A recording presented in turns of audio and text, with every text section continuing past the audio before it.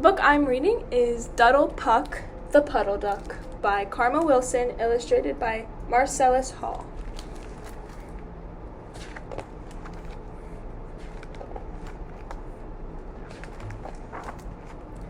Silly Duddle Puck was a funny puddle duck. All the critters said he was a very odd duck. He never ever quacked, but he often liked to cluck. Duddle Puck, what a silly puddle duck. Cluck, cluck. Duddle, Henny squawked, ducks should always quack. A proper puddle duck should really know how to act. Duddle only giggled and threw his head back.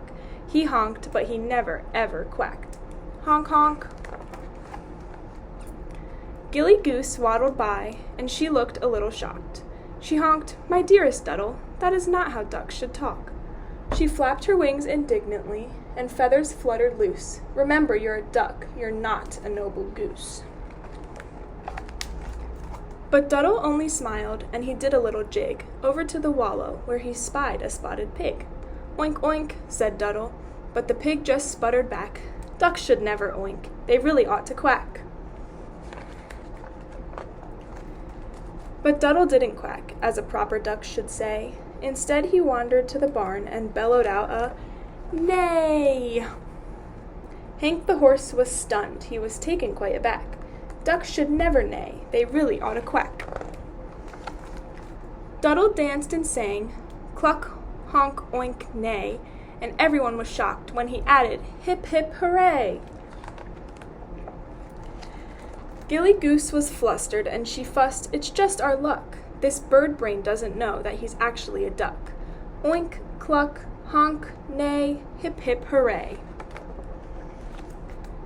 Henny called a meeting for the critters on the farm. "Duddle's quite befuddled, and it's causing me alarm.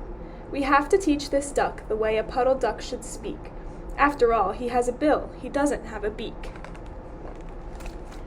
The animals lined up and hollered, "Duddle, please come here." They all together spoke out very slow and very clear. "This is how a duck should sound, you've gotten way off track." Then each and every critter quacked and quacked. Quack, quack, quack, quack, quack.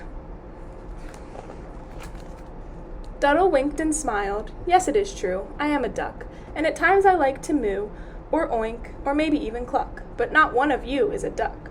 Then Duddle giggled out with glee, "And yet you all sound just like ducks to me." Duddle tipped his head and said, "I'll do this just for you." Then he roared a mighty quack, a doodle-doo. The end.